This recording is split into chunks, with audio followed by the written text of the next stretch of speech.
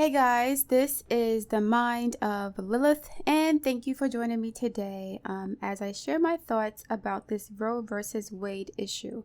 I spoke about this the other day, and I wanted to add some more points to some of the original comments that I made, while incorporating some of the feedback that I've got from you guys and some other information that I've gleaned from some articles that I've read about this issue. So the other day, I blamed the patriarchy for the rate of abortions in this country. I mentioned that American women have almost 1 million abortions per year across all races, ethnicities, income levels, etc. And the only thing that these women have in common, for the most part, is not just their gender. It is also the fact that they're living in a patriarchal system that is based on creating imbalances, inequalities, oppression, right? Poverty, lack. That's the patriarchy. There are the haves and the have-nots.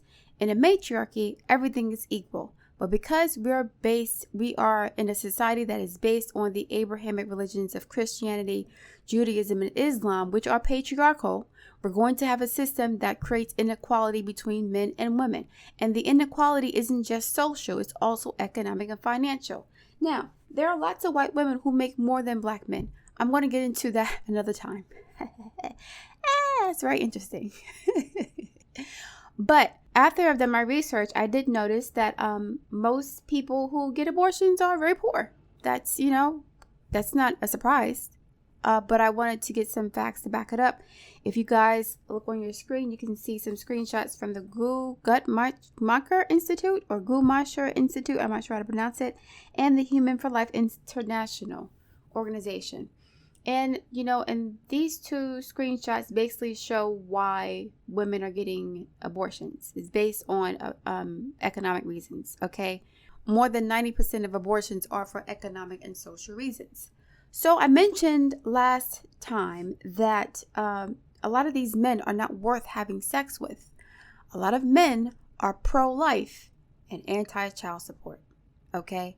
So they want the babies here, but they don't want to take care of them. They like the idea of their legacy, extending past their lifetime by way of your womb, but they don't want to financially be responsible or obligated to a child by a woman they chose not to marry because they don't respect the woman enough to do so. They just want you to carry on their legacy because their legacy is more important than your quality of life. I'm not advocating for abortions. I think that if we were in a matriarchy, we would not have as much abortions as we do now. We need to get back to the matriarchy where the woman is in charge of society, not a woman who is running a patriarchy like these white women are, right? White women are the queens of the patriarchy. I'm talking about a true matriarchy where the children are central to the lives of the women and the men in that society, okay? In a true matriarchy, the children always come first. In the patriarchy, power and oppression and suppression and imbalance is first. So it doesn't matter about the quality of your life as long as I'm doing good because I'm the king and I'm the leader and you're supposed to serve me. That's the patriarchy, okay? That is imbalance. A mother loves all of her children the same. A patriarch or a father only loves children that belongs to him. And I'm speaking about this on a collective level, not individually. We see in the animal kingdom where male lions will kill the cubs of a female lion they want to mate with. So in order to send the female lion to egress, they have to kill her cubs off by another male lion. They don't care about the quality of the life of the cubs as long as they get what they want, okay? And this is what has been instituted since we have adopted these Abrahamic religions several thousand years ago, which was designed to subjugate the woman. So now we have a situation where you have an economic system that's based on the patriarchy, right? Based on creating imbalance for the sake of oppression and domination and rulership over someone else to create imbalance, okay? The haves and the have-nots, right? The rulers versus the peasants. That's the patriarchy. So we have this system, this economic system that's based on that. And most women have abortions because of economics. There's a connection there, obviously. So if you want to stop abortions from happening, fix the economic situation for women. so that they don't feel the need to have abortions as much, right?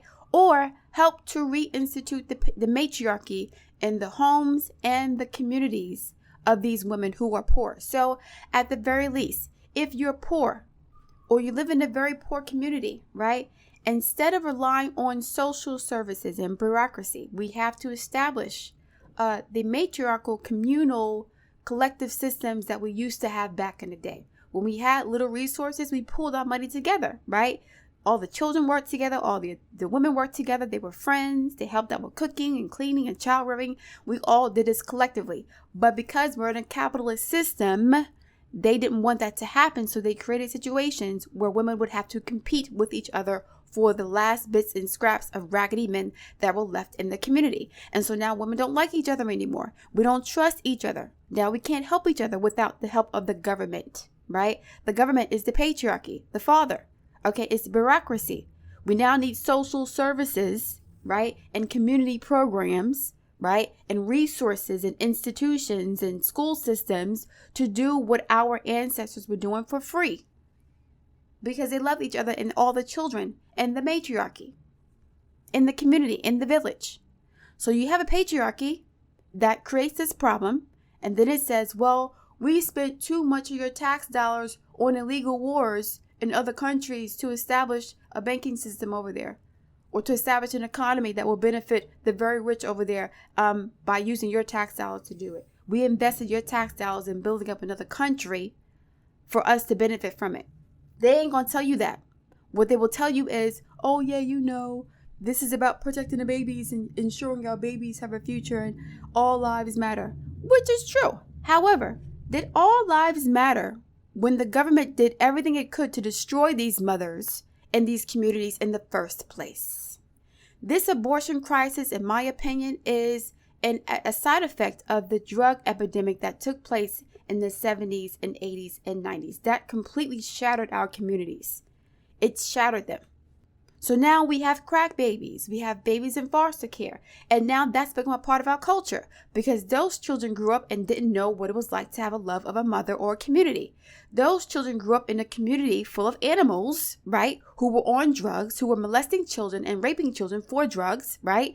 But with drug dealers who didn't mind getting mothers hooked on drugs so they can get a Maserati and marry a light-skinned Puerto Rican girl in New Jersey, right? They didn't care about your black-ass mother. They just wanted to sell drugs to you. I'm talking about the men in our community. They wanted to sell the drugs to your mothers and your daughters so they can loot your community and live better elsewhere away from the hell they've created. So we have a system where men don't have jobs, right? Because they've been outsourced. The government puts the drugs in the community. Like, you know, you put poison in a roach trap, combat traps, whatever you call them, right? The poison is put in the trap. Then the roaches in the trap distribute the poison to the other roaches in the community. So now you are isolated. You're economically sanctioned. You're isolated from the rest of the country. Ghettos are concentration camps. They're reservations, okay? If you saw New York City in the 80s, you would think this was like Auschwitz. Real talk. If you're Jewish and get offended, that's too bad. Because if you see the pictures of what was happening in Brooklyn and the Bronx in the 80s in Harlem with those burned out tenements and garbage everywhere, right? No jobs and nothing. Listen, the inner cities in the 70s and 80s and 90s were concentration camps. They were reservations. Absolutely. Okay? So now we have these situations where there's no economic engine in the community. The education's poor, right? The men are coming back from war, messed up in the head, no jobs. Resentful, bitter, angry, poor, still, right? I went to war for this country and I come back and there's no jobs in my community. I'm hooked on drugs. I have PTSD. I have mental health issues because I've been in Vietnam. All this other stuff happened. The drugs come in the community. The guns come in the community, right? Now everybody's hooked on drugs. There's no love. There's no community. There's no mothers. There's no family. There's no home. It's just a bunch of individuals operating as individuals in a situation that requires collectivist ideologies and politics, right? So we used to be collectivists before. During Jim Crow, when we were all we had, we used to be collectivist. But because we live in a capitalist society, collectivism is not good for Wall Street. It's not good for the banks. It's not good for businesses, okay? For everybody to share one house, right? For multi-generational living in homes. It's not good for the property tax situation, right? The more homes you own, the more property taxes you pay, right? If everybody is living in the same house, then they're going to only have one TV for the most part, right? Or two TVs, right? In a collectivist society, resources are shared. They're recycled. They're distributed evenly, okay, based on need. In a capitalist system, because Black people think that being capitalist makes them more American, we will spend the money we have to make other white people very rich, or to continue to make white people who own these businesses rich. Go to any hood in the Black community, you'll see Asians, Hispanics, and Arabs running businesses in the Black community. So, of course, there are no economics. At every single level, Black people have been gutted economically, and we are operating as individuals because we're living in a patriarchy that creates a system where you don't want to share, right? You want your own, you want to shine, you want to be the most prominent, the most successful, you want to have the most money, you want to be the one that is like Martell, right? Showboating, shining with the suits and shit, with nothing to show for but just his ego, right? So let me not digress too far. We have this system where you have an economic model that is dependent on economic exploitation and imbalance and inequality. It's been like that since slavery. That is the patriarchy. Slavery is the patriarchy. Poverty is the patriarchy. Okay? So we have this situation where now women are independent in a sense. They don't have no man, right? They got their own homes, okay? They may have a little bit of money, but they still don't want to have these men's babies because a baby is very expensive. And a baby makes it difficult for a woman to be able to go to work if she doesn't have a partner or community to help her. Childcare is extremely expensive. Food, clothes, baby stuff, milk, formula, overhead, rent, medical expenses. Those are all very expensive things. So even if a woman is making money, she's making 6 figures a year per se. Her ability to make as much money as she wants to will be hampered by being a single mother because you got to take time for your child. You can't work 16 hours a day if you have a baby at home. I mean, some people do that, but you want to spend time with your baby. So you're going to have childcare, a nanny, school.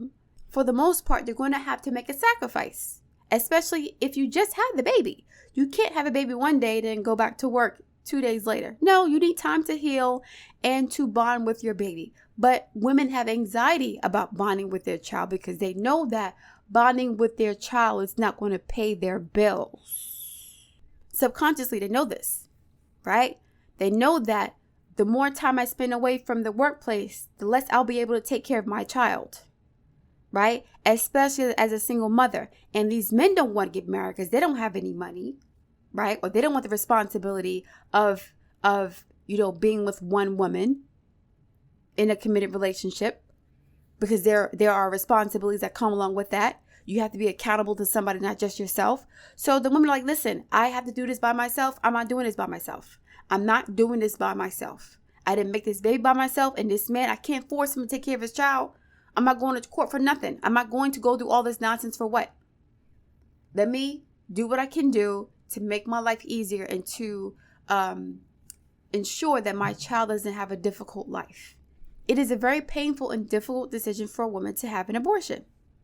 But most women do it for economic reasons or social reasons, meaning they'll be castigated for having it. Oh my God, you have a child? Yeah, now you can't hang out with your friends.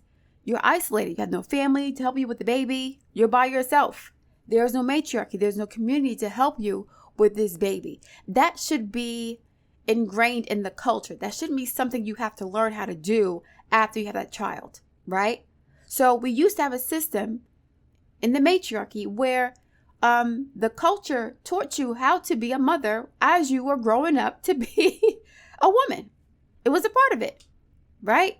You didn't have to go to Lilith's classes, okay? You didn't have to learn how to cook after you got the baby. No, you learned certain skill sets that you needed to be able to take care of a baby because the baby was central to your life. And it wasn't a bad thing because we had everything we needed. There was equality in the system. We had food, clothing, shelter, right? We had makeup and beauty and everything we needed. We had matriarchs at every level, right?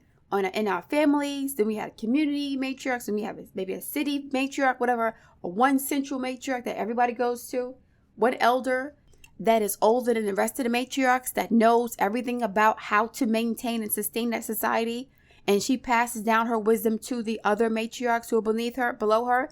The system in and of itself is supposed to sustain itself. You're not supposed to have to go outside of this system or your normal daily routine to learn how to be a mother. That should be a part of the culture from day one, right? And I'm not judging anybody that I'm in the audience. I'm speaking about the system itself. It's created its own problem. So we have a patriarchy that's based on economic inequality, right? Then you have women who are trying to navigate within the patriarchy with their jobs. But even with their jobs, they cannot afford to take care of a baby because childcare is $2,000 a month in some places, right? You need baby formula because guess what? You're going to be at work all day and you can't breastfeed your child as long as you want to, right? Diapers, wipes, baby food, housing. It's very expensive to have a baby, especially if you're by yourself. So a lot of women saying, listen, for economic reasons, I can't have this child. It's very interesting to see how many Hispanic women are having abortions, though, because by and large, Hispanics are Catholic, and Catholics don't believe in abortion. I think what happens is when immigrants come to this country and they find out what it really is when it comes to how much money is God here. Family isn't God in this country. Money is God here. In Hispanic culture, they have usually a very close, tight-knit family bond. It's very patriarchal, but by and large, the men take care of their family and the women are happy to take care of their babies too. They don't mind having a bunch of kids because the man is going to do whatever it takes to take care of those children. Black American men have been damaged by so many things that the government has put in place to destroy them that they've now become disconnected from their role as a man in their community. So with that said, I do find it very interesting that Hispanic women are like the second highest level of abortions in this country. Black women are the highest, of course, because we're the poorest and we're the least protected. Okay. So of course we have the most abortions because we have the most amount of men who are in jail. Okay. There's a connection between economics and abortions. So if you want to fix the abortion issue, fix the economic issue in our communities. But they're not going to do that because they need a permanent slave class to pay minimum wage to, so that these poor people cannot afford to live in real estate communities that are worth millions of dollars now or billions of dollars now. So if you push all the poor out, right, of cities like Atlanta and New York and Miami and Chicago and Los Angeles, right, you can create these wealthy enclaves that will perpetuate the system of imbalance that ensures there is a permanent underclass that will pay for the pensions for these Gen Xers and boomers who are retiring very soon. Gen Xers are retiring in about 15 years. Boomers are retiring now. I think they said the last boomer is going to retire like 2025, something like that. The oldest boomer is going to retire in 2025. Some may retire in 2027, but they'll be gone by the end of the decade, by 2030. And so now the government is like, listen, we're broke. We don't have the money. We need you women to have babies now because Hispanics who we were using for immigration, they're not having as much babies either. Because once they land in America, that Catholic stuff don't mean nothing no more. Because it's about money. They realize they're going to struggle more in this country than they would in their home country. Economically. In their country, you can eat off of the land. You can grow your own food for cheap. You may not have the best of everything, but guess what? You have your family, right? You have food, you have clothing, you have shelter. When you get to America, the culture of America is excess, waste, imbalance, no family. Just have fun for yourself individually, right?